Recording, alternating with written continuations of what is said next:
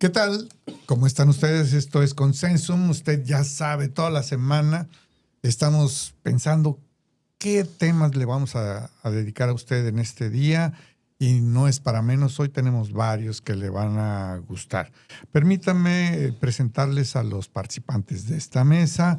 Primero, para no desubicar la cámara, ¿verdad? Vamos a presentarles a César Calandrelli. ¿Qué tal, Raúl? Un gusto, como siempre. Vámonos, ahora también yo traje porra, qué buena onda. Ya. Me gusta que el productor vino despierto el día de hoy. Es un gusto, como siempre, estar con todos ustedes aquí en el Consensum. Ya verán que este capítulo también les va a gustar mucho y no olviden por ahí ponerle suscribirse para que cada vez que se suba un nuevo capítulo, pues le llegue la notificación y nos vea. Del otro lado de la mesa tenemos nada menos y nada más que a Daniela González Lara, la voz que enamora en las noticias. Esa mera que soy yo. Muchas gracias a la porra, a los aplausos, a nuestro querido público que nos sigue desde el otro lado de estos micrófonos y por supuesto un gusto siempre compartir con ustedes, amigos. Y también nos acompaña esta tarde, noche o cuando usted pueda ver el Consensum a Héctor Molinar. Hola, mi querido Raúl, me da mucho gusto estar en el programa y también con César y con Daniela, a quien también aprecio con mucho mi corazón. Y ya desde el ágora de la filosofía gamboriana, ¿cómo le dices? Gamboniana, sí. Gamboniana, Sí. Davistrófanes. Ahí hay un grillo. Pues es que ahí lo que resulta es que se me volteó la porra. Así le pasa a varios. Así le ha pasado a varios. No le ha llegado el aguinaldo a la Bien, porra. bien. yo creo, Varios políticos. Bien luego se les contentos ha para volteado empezar la porra. este Consensum que tiene temas interesantes propios precisamente para la Época. grilla. Entonces bien. Va a estar bueno. Va a estar bueno. Antes de comenzar, le quiero presentar a ustedes la tercera edición de la saga Escenarios. Este se llama Escenarios 27. El arranque ya salió, ya está listo para que usted lo adquiera. Aquí estamos en Noticias Perras, no, esto es Consensum, pero también estamos en... ¿Dónde andas, Raúl? También Tantos estamos en programas que ADN. tiene, sí. En las oficinas de ADN, también de Express News y por supuesto en nuestro segundo hogar que es el Hotel Gama. Todos los viernes ahí nos vemos también para que usted nos escuche. Esto es Escenarios 27, el arranque. Ya hablaremos en su momento de qué se trata. Y vámonos. Veo que los colores pusiste el verde diferente, ¿verdad? El carro verde. Fíjate que eso fue como Y un manchón. luego- Un manchón. Sí. Se manchó Un manchón en el El que se cuaderno. manchó fue el autor de la portada, Se manchó con ese detalle. Sí, y luego me culpan a mí. No es cierto. Bueno. Lo bueno es que tengo todavía la guía de las instrucciones del autor. Que las presente. Todos los que Que se quieren diga. ocultar tras sus maltratos dicen, pruébalo. ¿verdad? Ajá. Pruébalo. ¿Dónde están No las lo pruebas? digas, que sí. Sí. Amigos, pues empezamos con este consenso en esta tarde y el tema inicial es, tenemos 365 años de la fundación de Ciudad Juárez. Se dice rápido, pero ya pasaron unos cuantos. Y este 8 de diciembre, en la celebración de este aniversario, bueno, pues tuvimos festejos importantes. Daniela nos puede decir qué es lo que ocurrió durante un tiempo de cultura, arte, manifestaciones artísticas, culturales, etcétera. Pero además es importante decir, que es la grilla para nosotros, ¿dónde quedó Ciudad Juárez antes de esta generación? ¿Cuál ha sido el retraso, el atraso? ¿Cuáles han sido los rezagos y a dónde estamos ahorita, no? ¿Te parecería comenzar con eso, Daniela? ¿Qué Sí. tuvimos en la semana? Estuvimos de festejos, de manteles largos y desde el gobierno municipal se hizo toda una agenda de celebración de lo que significó desde el principio la fundación de nuestra ciudad hasta los últimos tiempos, como lo han vivido en las distintas generaciones, los cambios, infraestructura, los servicios, la seguridad, los personajes de Juárez o que han pasado por esta frontera y la han hecho grande. Tuvimos un desfile muy importante, muy bonito, de primer nivel, de mucha calidad, que cada año ha ido a mejor y eso me dio mucho gusto. Eso fue el día sábado. También está el Festival de la Ciudad con distintos eventos culturales, más de 20 eventos de teatro, danza, música, que han estado siendo repartidos en distintos puntos de la ciudad y bueno, con la idea de que todo el mundo los disfrute. Y eso es muy importante. Creo que esa parte de los festejos es importante. Pero también creo que llegar al punto de hacer una autocrítica, de mirar atrás, de ver a Juárez con ojos de amor es importante, pero también quien te quiere te habla con la verdad. Creo que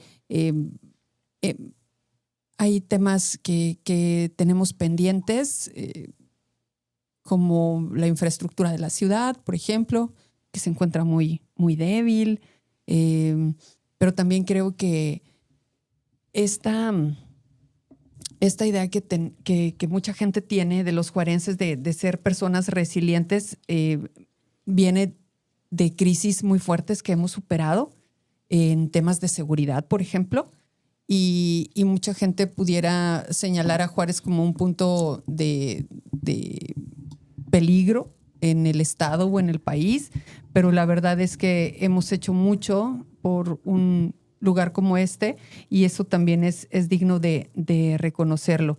Me parece que tenemos deudas pendientes, como lo digo, en el tema de desarrollo urbano, por ejemplo, de espacios públicos, espacios recreativos para los juarenses, pero en otros temas más serios creo que hemos hecho muy bien las cosas, como en los temas de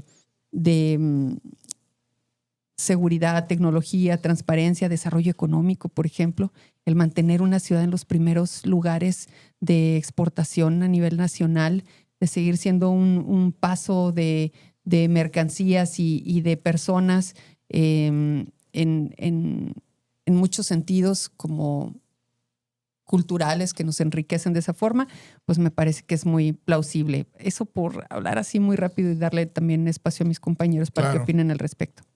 Héctor, ¿cómo consideras que pasa uno el 365 aniversario de la ciudad? Creo que este año está recibiéndose este festejo, lo recibimos de una manera distinta a otros años. En cuanto a que hay alegría, noté este fin de semana que hubo un desfile muy bonito, la gente salió, correspondió, Ciudad Juárez siempre corresponde. Ha habido eventos, inclusive donde ha venido gente extranjera o gente de otras partes del país a celebrar diversos eventos o situaciones de cultura, como la función de cine que hubo de elecciones de otoño, en la que el propio productor se fue impresionadamente satisfecho de la respuesta de los juarenses. Entonces, Ciudad Juárez sigue siendo una ciudad hospitalaria, una ciudad importante.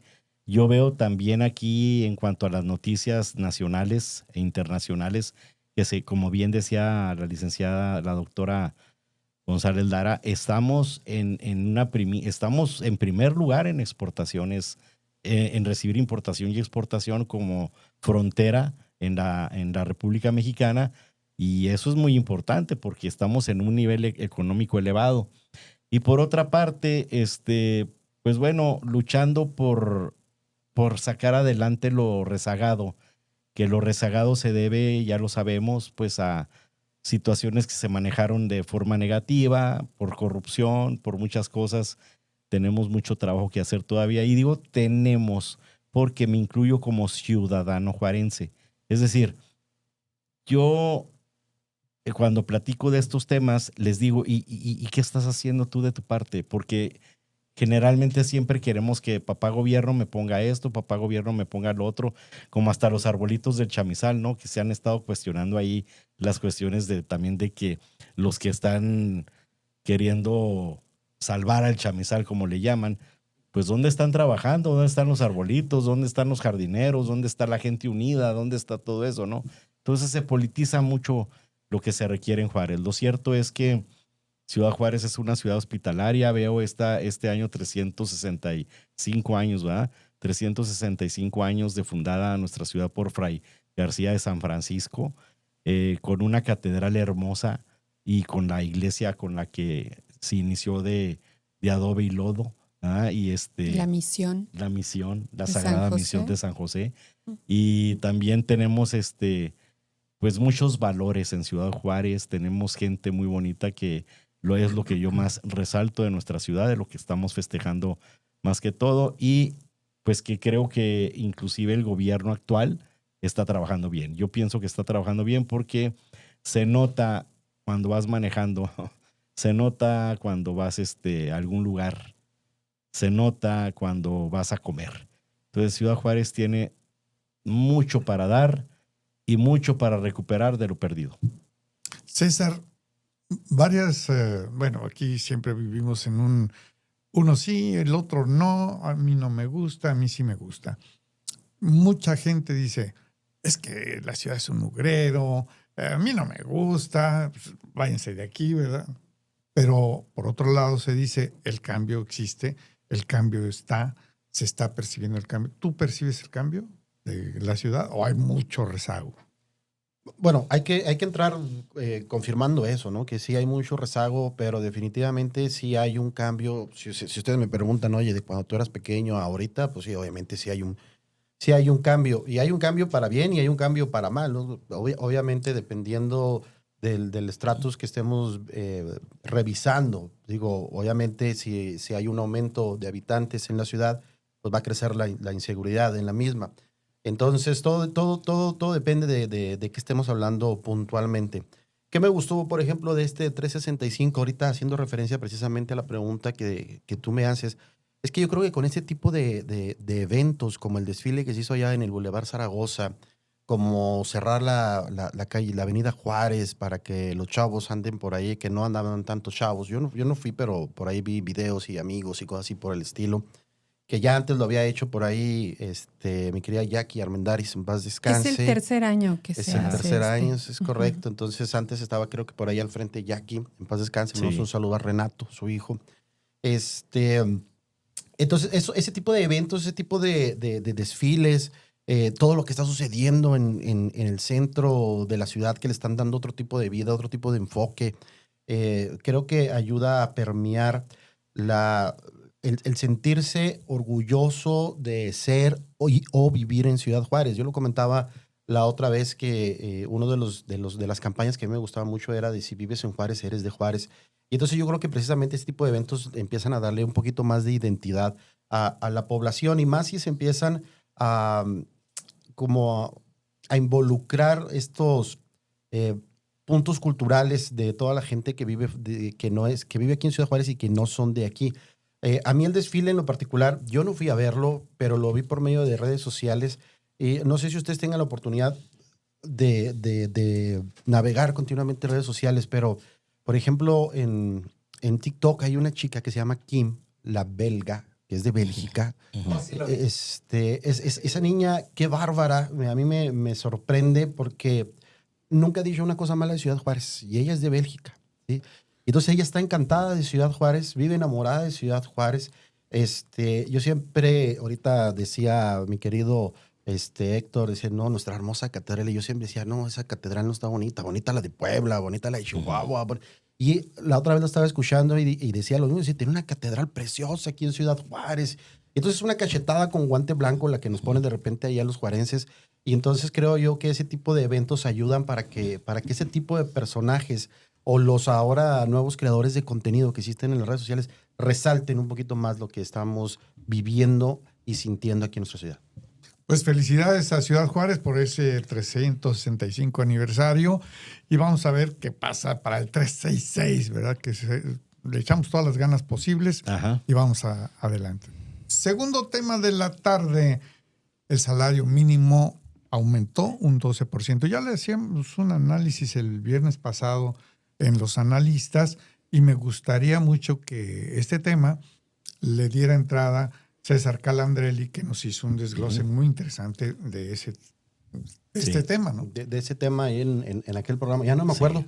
pero no, es cierto. Fue el viernes. Sí. Ya se me olvidó. Ya se me olvidó qué dije aquella vez, pero no, claro que no. De hecho, voy a hacer aquí 2 comerciales. Si pueden pasar a ver la columna de nuestra querida Dani González, que apareció el día Ay, de hoy gracias. en A Diario, habla perfectamente sobre el tema. La mía va a aparecer en próximos días también, o cuando ya lo esté viendo probablemente ya esté, que habla también específicamente de este tema. ¿Con qué empiezo? Con esta parte interesante de uno de los cumplimientos que dio a cabalidad el expresidente López, que ya por ahí tuvimos un detallito con decirle expresidente López, pero bueno, no importa. Lopitos le dijiste. el viernes. No, yo nunca le he dicho Lopitos. El expresidente López, ese hombre cuando entró a la presidencia de la República, el salario mínimo estaba en 88 pesos. Ujú. Y entonces una de sus propuestas de campaña fue que le iba a dejar al doble y lo cumplió. Entonces creo yo que es algo que se le puede palomear definitivamente. Y entonces deja precisamente esta consigna de estar haciendo el incremento del salario mínimo a los trabajadores para que pueda disminuirse la pobreza. Incluso a finales de sus sexenios se hablaba precisamente de la reducción de la pobreza, y entonces daban un dato por ahí como 6.1 millones de personas salieron de la pobreza, y datos del Coneval mencionan precisamente que de ese 6.1, 5.1 se debe precisamente a estos incrementos que se han estado dando paulatinamente y continuamente año con año en el aumento del salario mínimo. Sin embargo, pues no todo es felicidad, no todo es echar las campanas al vuelo, no todo es decir que bueno que estén aumentando el sueldo a los empleados, que el salario mínimo esté creciendo. ¿Por qué? Porque el ganón principal precisamente de estos aumentos de los salarios mínimos, pues es papá gobierno, es el SAT. Porque en cuanto más ganes, obviamente más recaudas en impuestos, en seguro social, en Infonavit, y entonces todo eso va a caer a las arcas del gobierno, porque a partir de este incremento que queda como en 12,000 y cachito, creo, en la República y 14,000 aquí, si mal no recuerdo. 419.88 el salario mínimo en Ciudad Juárez. Por día, ajá. Por día. Entonces, cuando estás por encima de los 10,000 pesos, forzosamente tienes que estar ya registrado frente al SAT, y ese trabajo pues lo van a tener que estar haciendo los patrones, y esto es precisamente para que puedan estar tributando. Hablábamos en Consenso pasados precisamente que una de las formas en las cuales el gobierno mexicano tiene para hacerse de ingresos pues es precisamente por medio de los impuestos. Y entonces, en una jugada maestra muy interesante, pues se da esto porque 9 millones de personas, que son los que viven en México aproximadamente, van a empezar a tributar, aunque sea poquito, pero por medio de sus salarios. Y lo curioso es que al final de cuentas los empleados no se dan cuenta. ¿Por qué? Porque eso ya llega desglosado directamente desde tu recibo de nómina. Si lo tuvieran que estar haciendo ellos, como algunos de nosotros tenemos que estar pagando directamente al SAT, pues entonces ahí sí te duele. Pero la realidad de las cosas es que el incremento queda en 2% en vez de ese 12% por las deducciones que van a tener. Y la inflación se presume que va a cerrar arriba del 4%. Entonces, si tienen un incremento del 2% y la inflación queda en 4%, ustedes mismos hagan por ahí sus cuentas. Dani, como la ranita que pones a nadar, a flotar y le subes un poquito al boiler hasta que se cuece y ahí queda, así nos queda el famoso salario mínimo. Yo creo que no. Yo creo que es un tema también que tiene que ver con la dignificación del trabajo de las personas. El reconocimiento de que tu trabajo vale, de que lo puedes hacer dentro de la formalidad. El decir que el dinero que estemos generando va a ir al consumo interno es bueno. Esto fortalece a las empresas mexicanas. Y cuando decimos también que este dinero se va al gobierno o se va al SAT o que se van a pagar mayores impuestos, esto también es positivo. Esto no es negativo necesariamente, porque se fortalecen entonces las instituciones de salud, por ejemplo, o las carreteras, o las escuelas públicas, o el recurso para otros estados de México que tienen mayores necesidades y que solamente viven de las participaciones federales, como Oaxaca, por ejemplo, o con todo lo que está pasando en Guerrero en cuanto al clima, el sureste en general, el norte y sus problemas del agua. Es decir, son políticas que van al trasfondo, no nada más al bolsillo de las y los trabajadores. Es importante también decir que el tema de aumentar el salario, a mí me parece que más bien debemos estar atentas a que vaya acompañado de estrategias que fomenten el cuidado de las pymes, de las empresas pequeñas y medianas empresas, fortalecer a los pequeños comerciantes. Creo que para allá debe ir acompañado, y entonces, y solo entonces, no vamos a sufrir tan fuerte el tema de la inflación, que bien comenta César, que es una realidad, el tema inflacionario, pero que tenemos que ir estratégicamente acomodando. Y a lo mejor no celebrar el 12%, pero sí celebrar que se está pensando en dignificar el trabajo de la gente. En tu columna haces precisión sobre esto. Sí, en ese sentido precisamente creo que hay pros, que hay contras, pero que de lo que se trata es de acompañar esta estrategia valiente, una medida que va a fortalecer a la base de la pirámide de trabajadores y trabajadoras en México, pero que debe ir sí o sí acompañada de estrategias para los pequeños productores y comerciantes. Héctor, ¿cuál es tu opinión al respecto? Yo estoy súper feliz de que venga el aumento como viene. Apruebo totalmente lo que se está haciendo. Siempre he pensado que el trabajador debe vivir con dignidad, con decoro. Debe tener lo indispensable. ¿Por qué? Porque es un ser humano igual que todos nosotros. Yo lo viví con mi padre, que fue trabajador cinematografista en la industria cinematográfica, sindicalizado, y me daba cuenta que había una semana del mes, sí, ¿verdad? proyeccionista, había una semana al mes que le rebajaban todo el sueldo, en impuesto, todo el sueldo. O sea, llegaba a la casa y decía, nomás traigo el recibo. Y mi mamá ya sabía, se la sentía frustrada.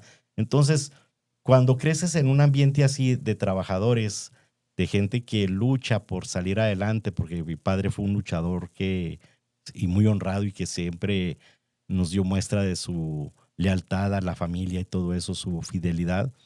Entonces me hizo ver que la gente trabajadora tiene derecho a vivir con dignidad, porque yo también he sido abogado de maquiladoras, o sea, en defensa de las empresas maquiladoras. Y somos trabajadores. Sí, somos trabajadores, somos profesionistas.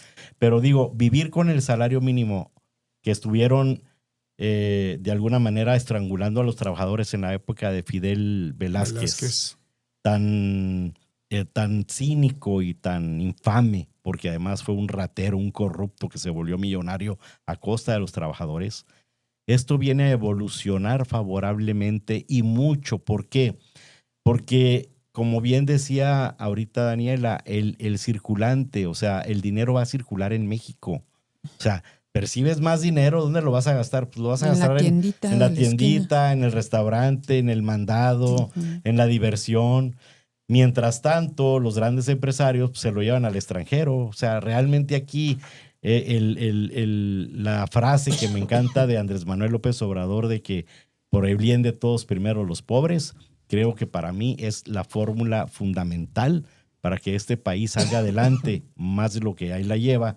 Y estoy totalmente de acuerdo en ese aumento. Sobre todo que de alguna manera también todos los empresarios y pequeños comerciantes son personas. Fíjate que los que son empresarios en pequeño son los más solidarios, son los que menos ponen peros.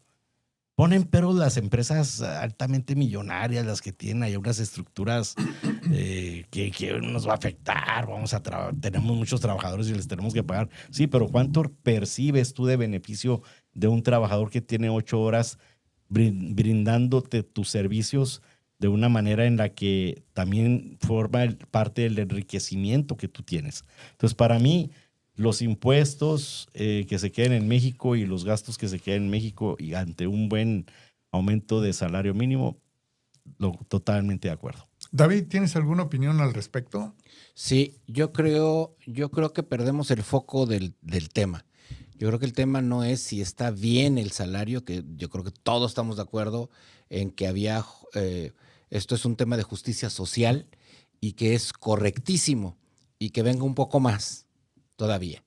El tema es que está faltando el complemento a ese aumento y que tiene que ver con el ajuste a las tablas del ISR.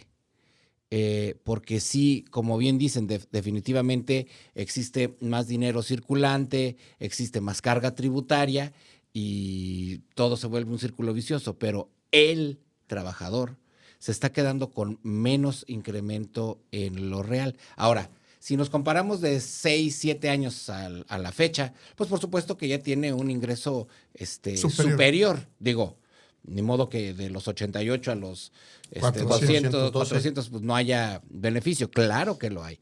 Pero creo que sí hace falta un ajuste a las tablas para que porque el ajuste, por lo que yo lo pienso y por lo que varias otras personas lo opinamos en ese mismo sentido, es porque en el pasado el salario mínimo era el piso de las tablas del ISR.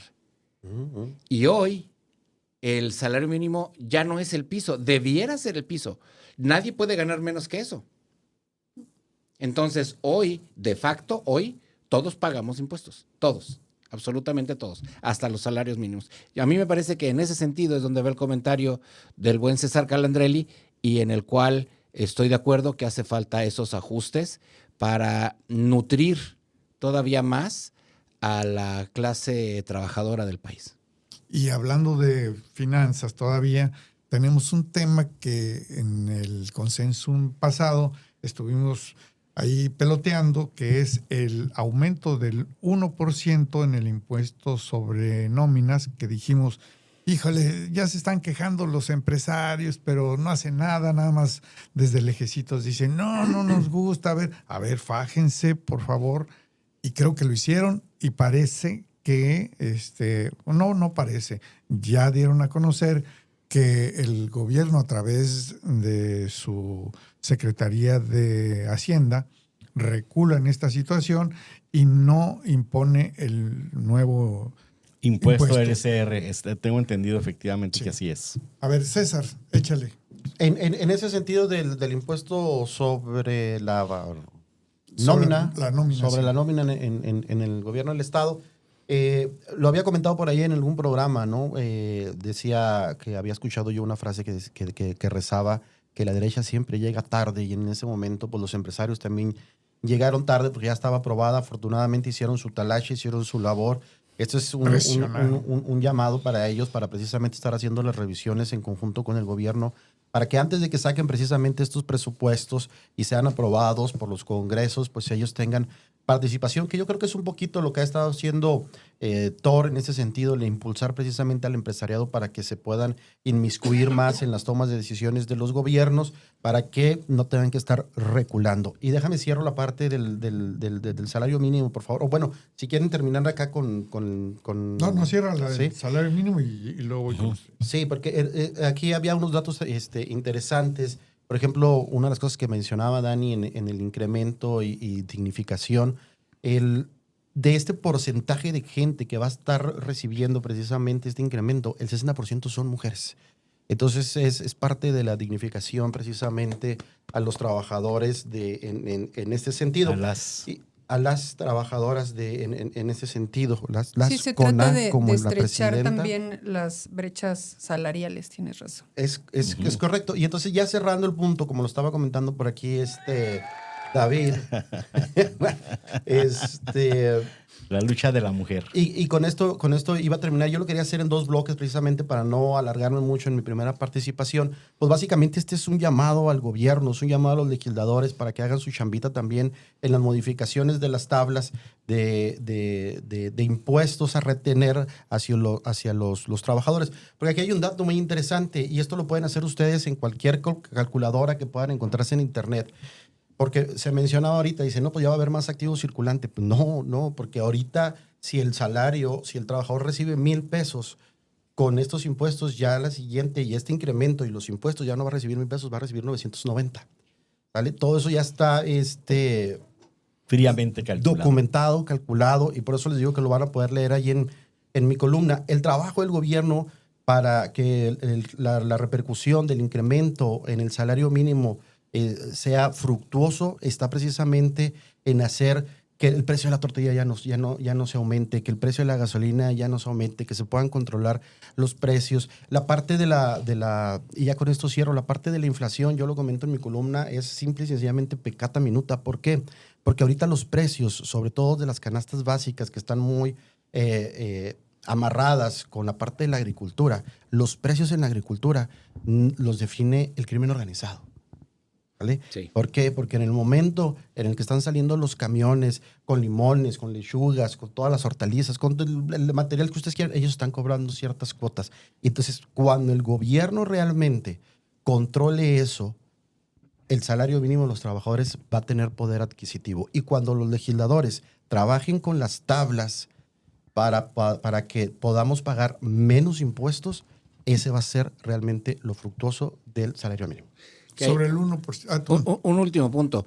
Y ahí está el meollo del asunto, porque ante esta avalancha de programas sociales, de programas de bienestar, como los conocemos, necesitan un fondeo. Claro. Y sin duda, el fondeo es la parte impositiva que tenemos en todas las actividades. Sí, si bien no hay nuevos impuestos, no han aumentado. El gran secreto de todo esto, desde el punto de vista gobierno, es, y así lo dijeron desde el principio, no hay engaño, ampliar la base tributaria. Y creo que es ahí, no es que paguemos más, es que todos paguemos lo que debemos pagar. Ese es el tema. Así es. Héctor, sobre el 1% que ya no se va a pagar del impuesto sobre la nómina. Sobre la nómina. Bueno, mira, yo lo que tengo de conocimiento en ese sentido, pues es efectivamente que no se va a pagar y que va a beneficiar al trabajador. Yo no tengo mucho conocimiento en relación a la cuestión financiera o fiscal, como lo desarrolla César. Intuyo, en cuanto a lo que he leído, que esto viene a fortalecer la economía de las familias mexicanas. Y en el estado de Chihuahua, estamos hablando del estado de Chihuahua, sí, sobre la decisión, pues viene a ser también de alguna manera una actitud política, ¿no? Déjeme nada más recordarle aquí a nuestro público que, por ejemplo, el impuesto sobre la nómina se estaba planeando para recaudárselo a los empresarios para que con ese 1% de crecimiento del 3 al 4% se creara un fondo precisamente para mayor infraestructura en el estado específicamente. Y ya con eso que hicieron precisamente los empresarios, pues se dio para atrás, ¿no? Para que los empresarios ya no tuvieran que acoginar con ese 1%. Sí, ya me recordé eso, sí. Dani. Pues yo destaco la participación de la iniciativa privada y la influencia. Es lo que me llama la atención, como para tomar decisiones pues en contrario a lo que ya habían anunciado. Esto me llama de sobremanera la atención. Y hay un dicho que reza que piensa mal y acertarás. ¿Qué habrá debajo de estas transacciones entre el gobierno y la iniciativa privada en este sentido? ¿Y hacia dónde están caminando? Yo creo que debemos de estar pendientes y leer entre líneas. Me gustaría ver una iniciativa privada más participativa y sin desviarnos del tema. Yo no creo, como David afirma, que nos estemos desviando. Yo creo que se trata de, al final del día, de que todas las medidas valientes, insisto, como subir el salario a los trabajadores, deben ir acompañadas de políticas que ajusten o acoten el tema de la inflación y caminar juntos hacia un tema que no se trata como de pagar más, sino de participar más en el fondo público, porque eso es en lo que sucede en todos los países. No es como que estemos descubriendo lo que quiere hacer el gobierno, quiere recaudar más. Claro, todos queremos recaudar más en lo que podamos. Te hablo a ti. Y este es un país que necesita. Hace mucho pues, que no me hacer hablaban por mi bolsa. nombre. Perdón, ¿por qué? ¿Qué dije? ¿No? No, ¿Todo güey, bien? todo bien. ¿Dije? Sí. No, fue como una expresión de. A ver, ¿Qué digo? Aquí no pasa nada. De digo. admiración. ¿Qué Sí, pasa, gracias. muchachos? Sus castos oídos, Pues sí, mi discúlpenme. amigo dice, no mames, Pancho. Exactamente. No, pero a ver, en ese sentido, hice como una expresión de, por favor, ¿no? O sea, Sí, sí, no, sí. no es un secreto, pues, Ya los que se conoces. trate de recaudar más. Mojigato. Necesitamos los gobiernos y necesitamos los ciudadanos y ciudadanas, países fuertes y Exacto. personas que vivamos dentro de la legalidad para que las instituciones puedan funcionar. David Trófanes. Sí, ya ni me acuerdo por qué quería hablar. No se crean. Que un apunte importante es que se ha hablado del aumento a la nómina en el 1% de incremento al impuesto a la nómina. Pero ahí hay un error en su expresión. El aumento estaba propuesto para hacer un punto porcentual, es decir, subir de 3 a 4, pero en realidad la medida implicaba el aumento del 33.33%. Ese es el tema. El nominal. Sí, el tema nominal. O sea, estás pagando una cantidad y de repente te aumentan 33.33% el impuesto. ¿Qué es lo que significa el 1%? ¿Qué es lo que significa ese 1%? Y a lo mejor el 1% parece poco, pero en términos, Reales. en términos brutos, a materia financiera, estás hablando de un aumento del 33.33% de ese solo rubro. Y es ahí donde la industria privada, grandes, pequeños y grandes empresarios dicen, espérame. Sí, pero no. O sea, parece poco, pero es un aumento de este tamaño. Nada más que sí, desde la hacienda del gobierno del estado fue más fácil y más, pues sí, más fácil decir un 1% de aumento. ¿A quién le duele el 1%? No. Sí, oye, muy Finalmente bajito. es el 33.33%. En tasa Qué anual. buena Y otro aclaración. dato interesante también que se puede anexar aquí a lo que estaba comentando Dani, en la parte de que todos debemos de tributar un poquito más y hay que ver cuáles son las estrategias que debe tener el gobierno. En la última encuesta nacional de ocupación y empleo del INEGI, se menciona que, fíjense este dato, tenemos 59 millones de trabajadores, de los cuales 26 millones están en el sector formal, solamente el 45%, o el 45% sin quitándole el solamente. Pero 32.5 millones, o sea, el 55% es informal. Y entonces a ellos no les impacta en absolutamente nada el aumento en el salario mínimo. Y aparte ellos no tienen ningún tipo de prestaciones, no tienen seguro social, no tienen Infonavit, no tienen ahorro, no tienen bla, bla, bla, bla, bla, bla. ¿Cuál es la fuente, perdón? Es la encuesta nacional de opinión, de ocupación y empleo del INEGI. Ujú. Y entonces también, ¿en qué momento también se van a estar creando esas estrategias para cambiar a la gente de la informalidad a la formalidad, que también es algo que necesitamos como país en este sentido, ¿no? El aumento es ya de por sí una estrategia. El decir, bueno, pues ya se paga un poquito más, ellos tienen derecho, los formales, a un seguro social, ellos tienen estos beneficios de una posible pensión a largo plazo. Pienso que es una de las estrategias para recaudar más y no nos tiene que espantar a nadie. Que no Al sea hasta- contrario, que- hay que celebrarlo. Que no sé hasta dónde hablar tanto del seguro social pueda ser una buena bandera, ¿eh? Porque incluso... Mira, de eso a nada.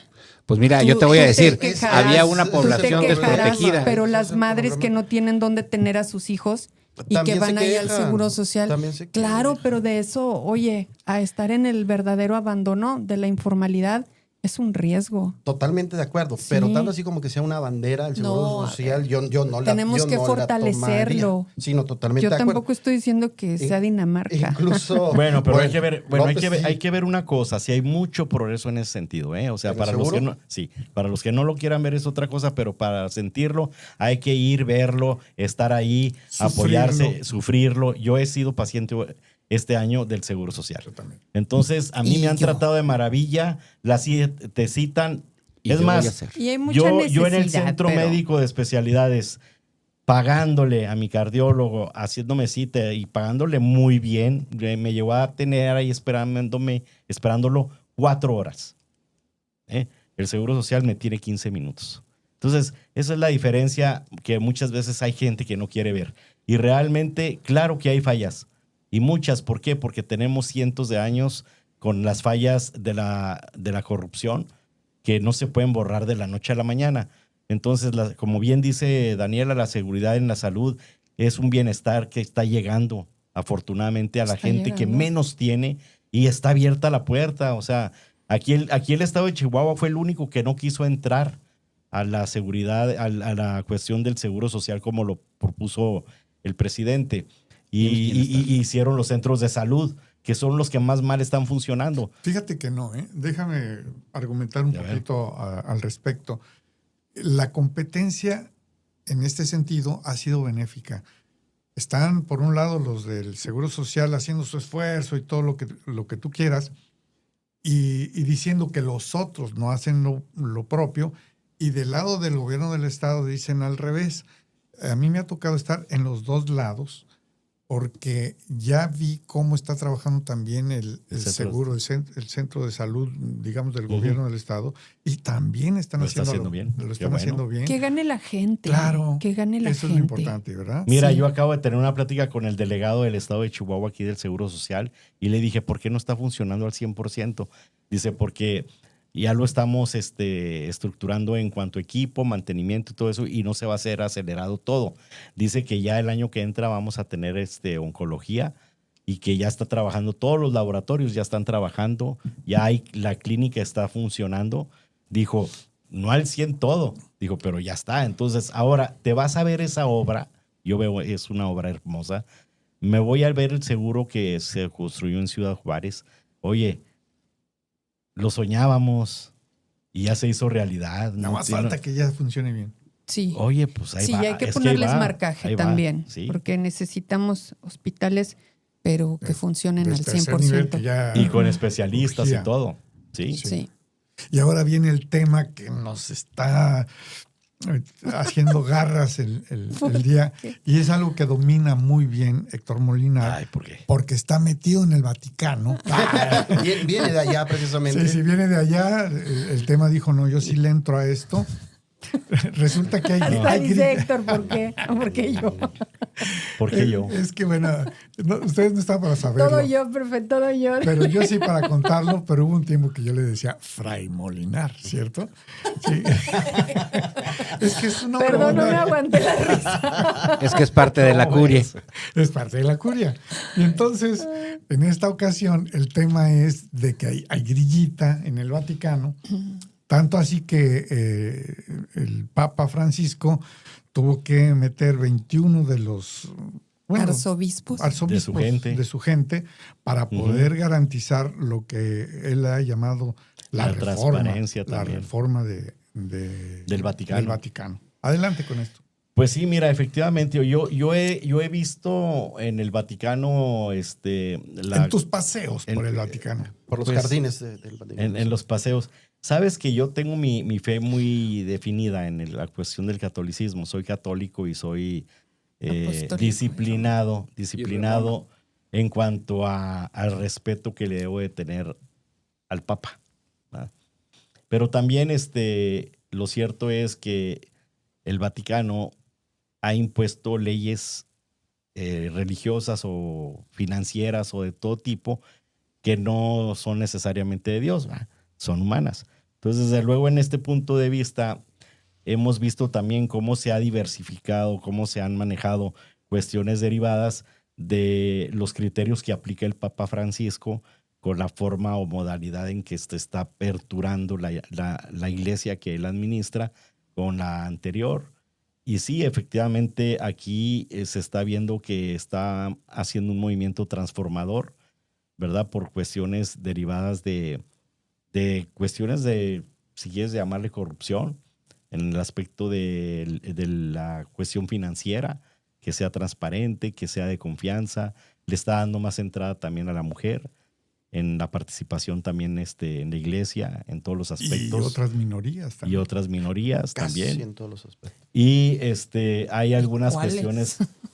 cuestiones que se le critican mucho, que este fin de semana me di cuenta y pues ahí sin ofender a nuestro Gamboa, ¿Productor? que es ¿cómo se llama nuestro productor? ¿Cómo le decimos? Davistrófanos. El Davistrófanos.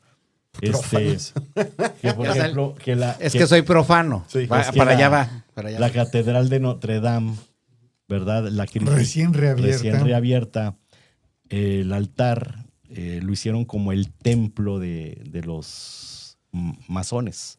Ah, sí. Entonces sí, esa es la cuestión. Es Entonces, dicen, histórica. ¿quién Es- está ahorita dominando en el Vaticano? Entonces esa es una gran pregunta, ¿va? Los masones, está la cuestión ahí Es en que ese hay una sentido. gran cantidad El de- Papa Francisco está de acuerdo con ellos, está inmiscuido o no, afectan los masones a la religión o no. Entonces son cuestiones que como te digo, de alguna manera veo que hay una forma de decir y otra de actuar. Puede haber doble moral también en la iglesia, puede haber doble moral. Yo platico con personas que estamos a favor de nuestra religión y hay otros que también están a favor, pero están en contra del Papa. Dicen, el Papa es como el anticristo. Dijo, Ay, está ¿Tú a utilizando... favor o en contra? Yo estoy en medio, te voy a decir en qué sentido. Algunas cosas estoy totalmente de acuerdo y en otras no. Por ejemplo, a mí no me agrada que de alguna manera los mandamientos de la ley de Dios los quiera interpretar a su forma, a su manera. Si están tan bien escritos, bien específicos, bien interpretados. No o sea, necesitan no necesitan interpretación. interpretaciones de que aquí todos somos iguales y que la homosexualidad y el lesbianismo y que todo no. O sea, no, hay cosas que yo, en lo personal, seré conservador, no comulgas. no me gustan. Y inclusive en la cuestión del aborto, que es un tema muy tremendo, yo sí considero que es un asesinato. Yo he dado ya lo he escrito jurídicamente, ya también fundamentado, no lo he hecho a lo tonto, así nomás de que una interrupción, interrumpir el embarazo. No entremos en detalles. No, pero ahí te va. Una interrupción No le es, saques si eso. tú interrumpes es para poderlo continuar después, Claro. ¿no? ¿Qué se llama interrupción? ¿Cómo se define? Una pausa. Una pausa. Aquí no, aquí es un crimen, no es una interrupción, es un crimen, lo matas. Entonces, hay cosas que, como te digo, estoy de acuerdo y no estás en desacuerdo, pero en esta cuestión de la cuestión que está haciendo el Papa de 21 nuevos cardenales, lo estoy viendo como consolidando su equipo, Claro. ¿verdad? La Para de guía alguna interna. manera controlar, ¿verdad?, todo el aspecto económico, financiero y político, principalmente dentro de la propia iglesia. Muy bien. Yo espero que el camarógrafo haya tomado la mirada de Dani cuando estaba viendo aquí al maestro. No, Espero que le haya yo tomado lo bastante respeto atención. mucho. Yo Sí, no, respeto no, mucho a Héctor. ¿Sí o no? Yo también. ¿Verdad? Sí. Sí, no, yo respeto No mucho a perdí Héctor. detalle. Y a la tu opinión gente una que- vez. No, hombre, una Y a la mirada gente que yo tenía miedo. Yo ¿Yo tenía qué? miedo, estaba de este lado. Fíjate. No, yo soy muy respetuosa de lo que piensa mi amigo. Que Pero- además es un buen hombre. Que Así además es un buen ¿Por qué hombre. crees que era Ajá. Fray Ah, Marina? sí. No, pero la verdad que, bueno, hay muchas formas de pensar en cuanto a temas tan sensibles como tienen que ver con la religión y sobre todo con una de las más populares que existen, como es la religión católica. Yo soy más progre en mi pensamiento. Me gustaría ver una reforma de la Iglesia Católica. Me gustaría, sí, ciertamente hablar sobre transparencia financiera, pero me gustaría más hablar sobre transparencia en los crímenes que hay dentro de la iglesia y que son solapados por el mismo Vaticano, por ejemplo. me gustaría hablar o darle un enfoque más inclusivo, más equitativo, más adaptado a los tiempos actuales.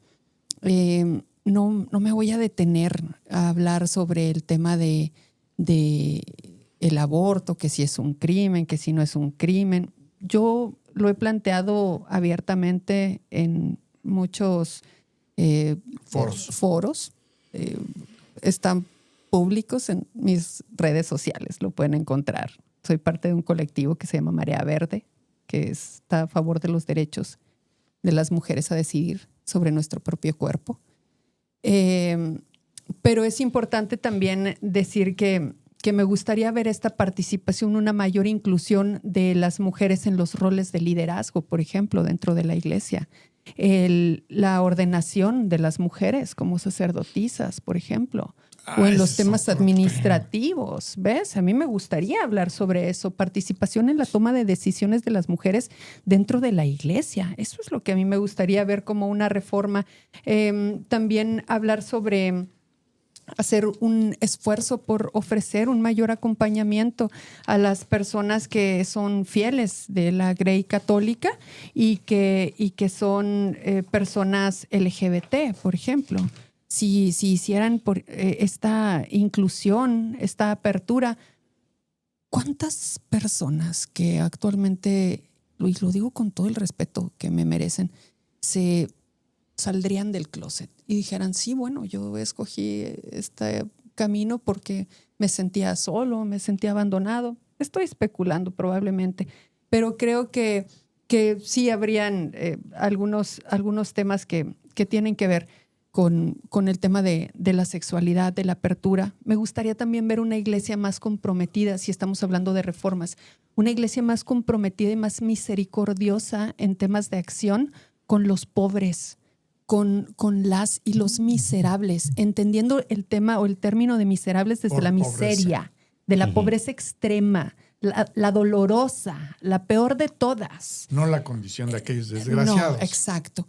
Entonces, es importante el ver una iglesia que realmente sea parte de eso en el mundo, con la influencia en el mundo en ese sentido, que hablara también sobre medio ambiente, por ejemplo. Se queda corta muy corta la reforma. Estamos hablando que el señor le tiene miedo a otros grupos políticos y pues estamos como colocando piezas en países que él considera claves y donde encuentra su fortaleza geopolítica, que es Latinoamérica, que eso me parece muy interesante, pero que África, Tokio incluso, ¿no? También. Entonces está muy interesante. Creo que hablan como de una guerrita interna, interior. Me gusta para un libro escrito así como de mucho misterio. Pero la verdad es que a mí como ciudadana del mundo, me gustaría ver a este líder mundial encabezando luchas más humanas. Calandrelli está candente el tema. Yo estoy como los toros desde la barrera, viendo cómo, o como el César, ¿no? Aprovechando mi nombre, viendo cómo mis gladiadores se dan en la torre. ¿Por qué? Pero no, ¿Me vas a permitir ahorita salir? Esta hasta agotarlo. Confrontación de ideas que siempre nutre. Pero permíteme desobedecerte en ese sentido, porque yo creo que por alusión debería de contestar primero el señor David Gamboa. Que lo haga David Gamboa de Aristófanes. Échale. ¿Porque es masón o qué? Oh, porque así lo es. dijiste. Sí, Así es. Sin ofender. No. Aquí todos quítense las máscaras. Sí. No hay ofensa. No hay ofensa. Y normalmente los masones solemos no decirlo, sobre todo en el pasado, más que en el presente. En el pasado no lo decíamos precisamente porque había un velo oscurantista represor de, precisamente, esta vena de la ilustración que viene a buscar y a encontrar la ciencia y la luz de la verdad a partir de la ciencia. Y ese es el gran divorcio entre la iglesia como institución y la masonería, que nace precisamente del oscurantismo, de aquella etapa donde los libros científicos, donde los libros que hablaban sobre la creación desde un proceso físico, astronómico y demás, se empezaron a velar. Ahí fue cuando la masonería fue perseguida. Pero en realidad, grandes personajes de la Iglesia Católica han sido incluso masones. Uno de ellos es Juan XXIII, Papa también.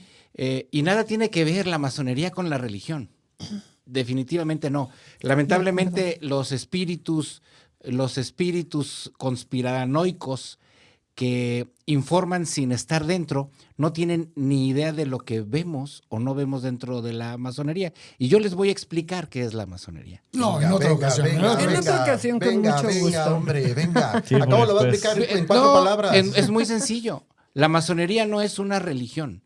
La masonería No es. La masonería es un lugar donde hombres y ahora también mujeres se encuentran para trabajar desde su integridad, desde su persona, en aspectos morales, en aspectos éticos, filosóficos y filantrópicos. Todos reunidos alrededor de una figura, porque para ser masón todos deben creer en un ente superior.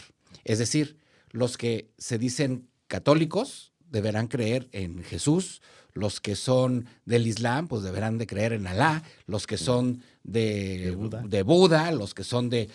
Todos tienen que tener, esa es la principal característica, todos debemos creer que existe un ente superior, al que Poder llamamos superior. el gran arquitecto del universo. Ahora, eso a mí se me hace muy, muy bonito cuando lo vives, porque es el único lugar que yo conozco en la faz de la Tierra, una logia masónica, en la que puedes encontrar mormones, católicos, cristianos, de cualquier religión, sentados. Incluso a los que adoran al demonio. Incluso a los que adoran al demonio. Sentados en el mismo lugar. No al demonio, a Lucifer.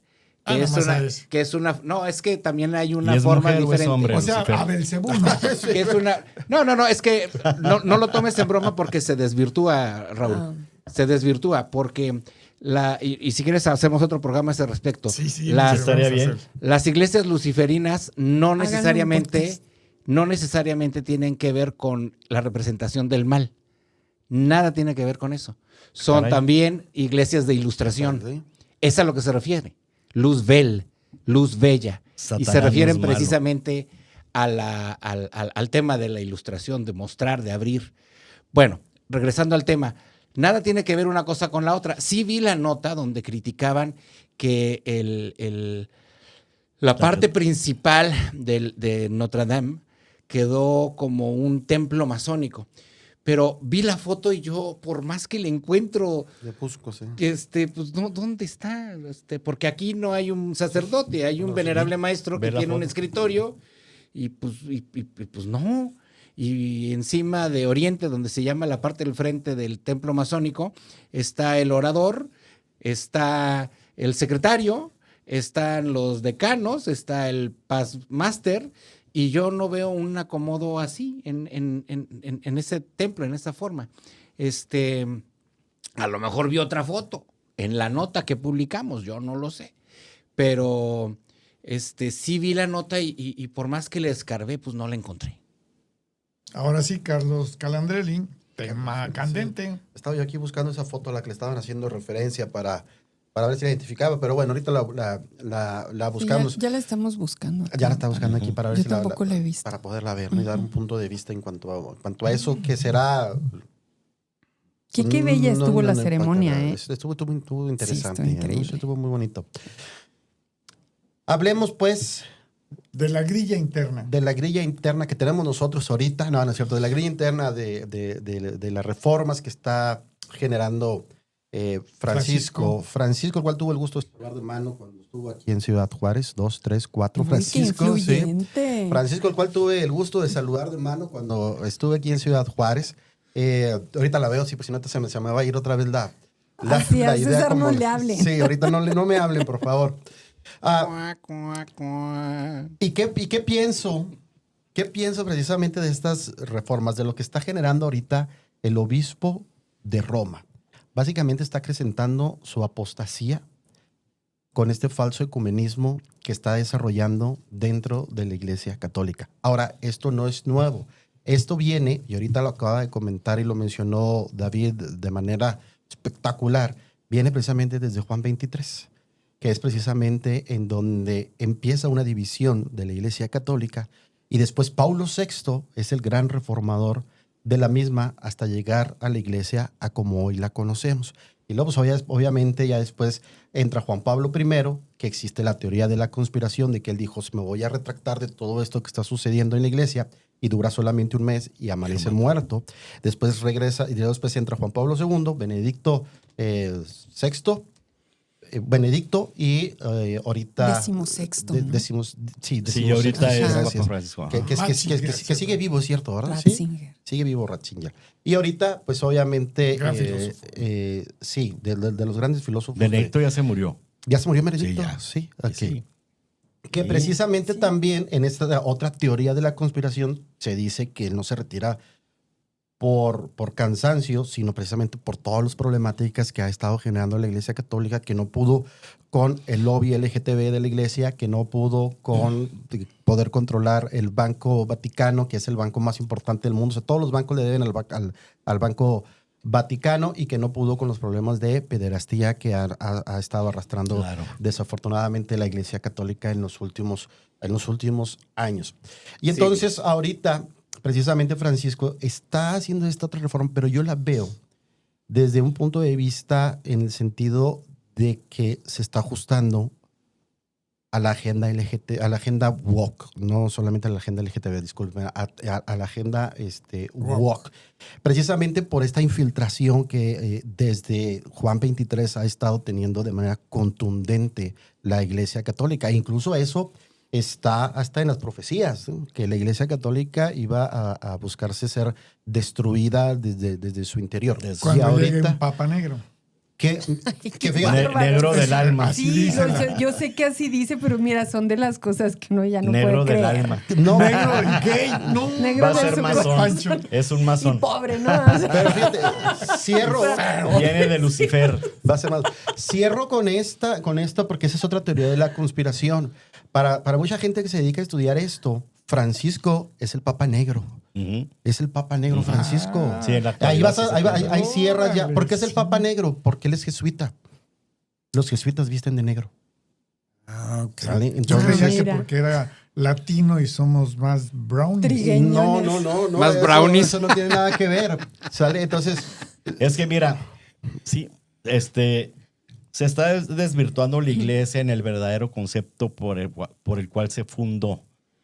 El que llevaba el catecismo de la Iglesia Católica reformador y más aceptable ahorita es el de el Papa Juan Pablo II, ¿verdad? Que hizo, inclusive lo reestructura, lo analiza, lo lleva el credo bien redactado, bien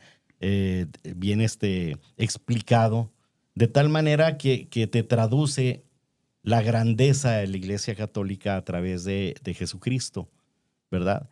Y también cómo de alguna manera no los incluye, pero tampoco los expulsa a los de la LGBT, por ejemplo. Pero la iglesia no puede ser solapadora de cuestiones que desde el principio de la humanidad, en los 10 mandamientos que establece Dios a través de las leyes de Moisés, establece con toda claridad todo. O sea, aquí es papá y mamá, no es papás con papás, mamás con mamás, familia de uno, familia de dos, o sea, no, está bien definido todo. El respeto a las personas, está definido la vida, el respeto a la vida, ¿verdad? El amor, todo. Y ahorita todo se ha desvirtuado porque el Papa Francisco, al admitir lo que se está haciendo de moda, por ejemplo, ahorita que dice, no, es que la mujer tiene derecho de decidir sobre su cuerpo. Pues sí, pero no es tu cuerpo. Estás decidiendo sobre el cuerpo de un niño que no es tuyo. O sea, ese niño es un ser humano que lo traes tú, pero no es tuyo.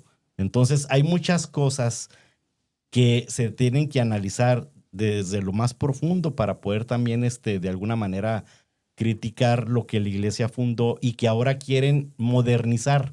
O sea, dice Daniela, ¿cuántos saldrían del closet? No, pues desde la época ya de los gladiadores vemos que los emperadores romanos eran de orgías y eran homosexuales. No estamos hablando de los lesbianos, sacerdotes. todo eso, por eso.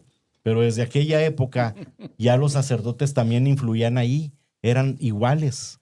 O sea, había depredadores, había pederastas, ¿cómo les llaman los otros? Los pedófilos. O sea, ha habido sacerdotes de doble moral. El propio que estuvo aquí en la Basílica de Guadalupe, que dijo que no era cierto, que era una pintura, en fin, todo eso. Entonces hay que ver que el despropósito, la corrupción está dentro de la iglesia. Y también he escuchado, yo no lo digo, pero sí he escuchado a personas allegadas que dicen, el Papa Francisco está actuando como el anticristo. Es precisamente el enemigo de la iglesia porque la transformación que está haciendo va en contra de los principios de Dios. Ultra conservador. ¿Quién? ¿Tú? No católico. Pero ya demasiado estrecho para esto, ¿no? Para porque hay... Yo no tengo apertura en ese sentido de... Yo no creo en eso. Adelante, Davístrófanes. Yo cierro diciendo, no den lo sagrado a los perros, ni perlas a los cerdos, ni echen las perlas a los cerdos, no sea que los pisoteen, se regresen y los despedacen. Mateo 7:6.